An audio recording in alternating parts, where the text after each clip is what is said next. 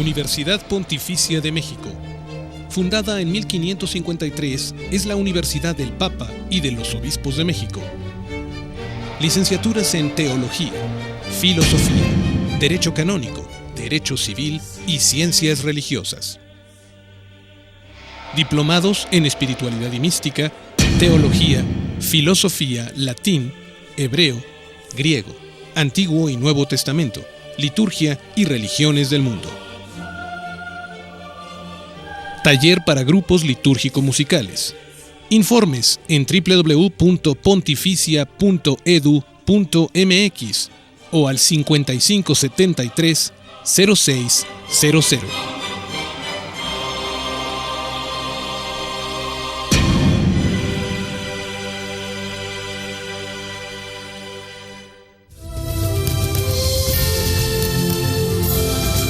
Librería Buena Prensa presenta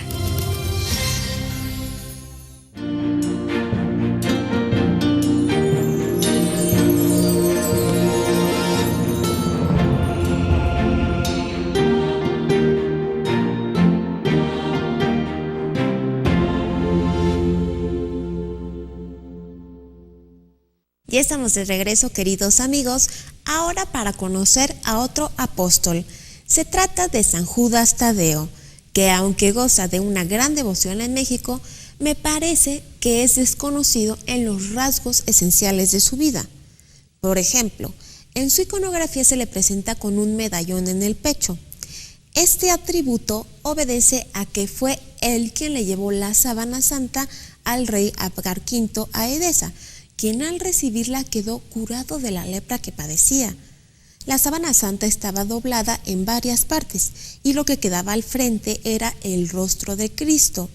Esta es la razón del medallón en el pecho de San Judas Tadeo.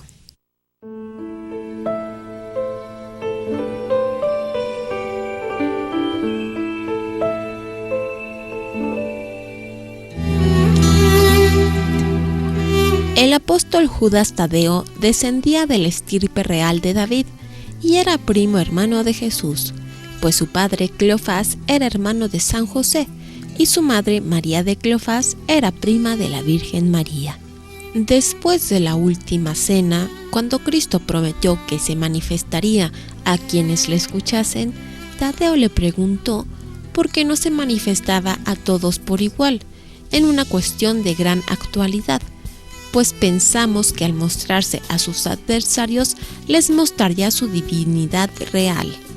El Señor le respondió: si alguno me ama, guardará mi palabra, y mi Padre lo amará, y vendremos a él y pondremos nuestra morada en él. Lo que significa que a Cristo hay que verlo y percibirlo con el corazón, para que Dios pueda vivir en nosotros. Pues el Señor no se presenta como una cosa. Él quiere entrar en nuestra vida y por eso su manifestación implica y presupone un corazón abierto. Solo así vemos al resucitado. Judas Tadeo es el autor de una de las epístolas católicas, llamadas así por no estar dirigidas a una iglesia local determinada, sino a un círculo mucho más amplio de destinatarios, a quienes exhorta a luchar valientemente por la fe que ha sido dada a los santos. Es una severa amonestación contra los falsos maestros y una invitación a conservar la pureza de la fe.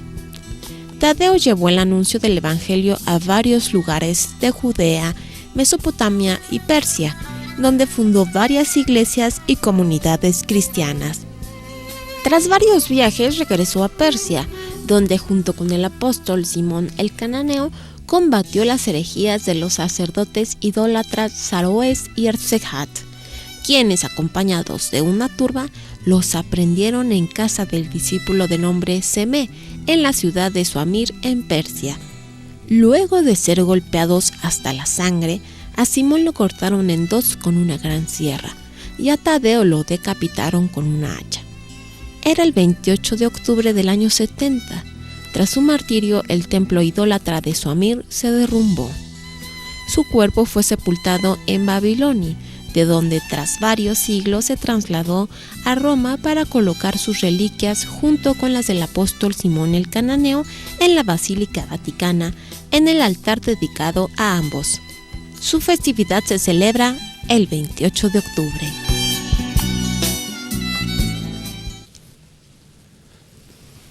Qué bien que Marisa nos habló de San Judas Tadeo, pues su festividad, porque es apóstol, se celebra el próximo 28 de octubre junto con San Simón el Cananeo. Continúo platicando en torno al emperador de México, Agustín I, Agustín de Iturbide.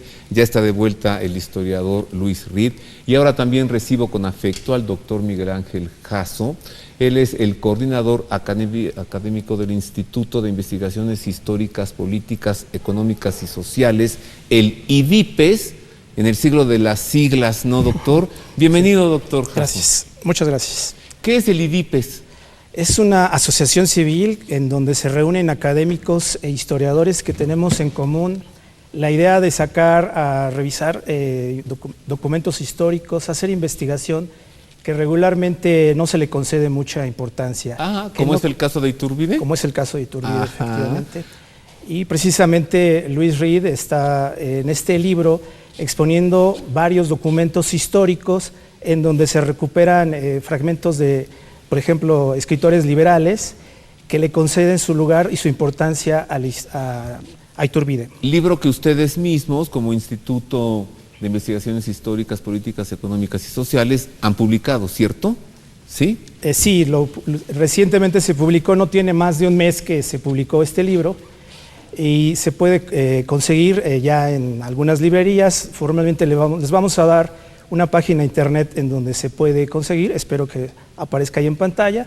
También podemos darles un teléfono que es el 5546-3465, con la señora Rosaura Tapia. Allí se puede conseguir y otros ejemplares. Bueno, ya veremos enseguida de qué libro nos está hablando el doctor Jasso. Luis, ¿qué hubiese sucedido? Tú también tienes la visión del hubiera, ¿no? ¿O no?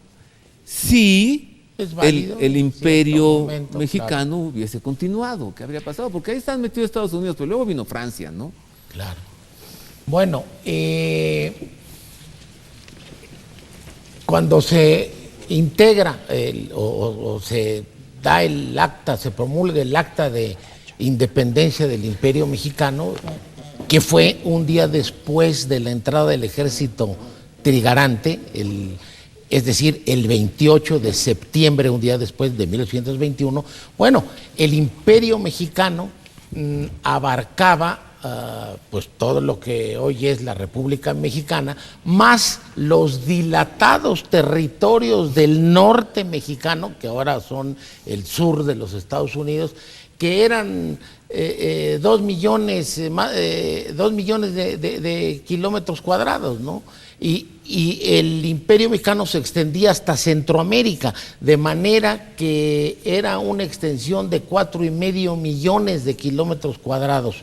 Esto no le convenía a los Estados Unidos, obviamente. ¿Me estás diciendo acaso que de haber continuado el Imperio Mexicano, ese sería nuestro territorio? Eso. ¿Hasta nuestros días? Justamente. ¿Y los estadounidenses, nuestros siervos? Y los estadounidenses, pues nuestros vecinos, probablemente... ¿Ya les hubiéramos hecho un muro para que no se nos metieran al imperio? No tan poderosos como fueron, ¿no? Precisamente la caída del imperio de Iturbide marca... el avance ya pues prácticamente definitivo de los Estados Unidos, porque nuestro país se debilita. Entonces entramos a un periodo de guerras fratricidas interminables. Esto va a dar como resultado la pérdida del territorio en 1846, 1848. No, ya no le sigas porque lloro. En fin, la guerra contra los Estados Unidos, ¿no? No. Luego la revolución. En fin. Esa es la situación, ¿no?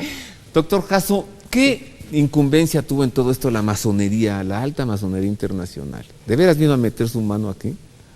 Bueno, aquí el historiador es Luis Reed en este sentido. Él tiene en el libro una un capítulo que se dedica básicamente a esta experiencia A de la ver, masonería. ¿cuál, Luis? Algunos elementos en Ajá. particular. Bueno, pero Y sí me gustaría agregar que, bueno, la obra de Luis Reed es muy extensa, no se limita nada más a este libro. En particular, si me pregunta qué libro de Luis Reed habla acerca de la incumbencia de la masonería, yo preferiría que ustedes se acercaran al título que se denomina, ahí se me fue. ahorita se acuerda. Al servicio del enemigo de México. Al servicio del enemigo de... ¡Wow! ¡Qué buen título! ¿También tuyo, Luis? Sí. Y se puede conseguir Aquí también está, en el aquí instituto. está en el- A ver. Mira, por ahí está. Sí, también se Es puede ese. conseguir.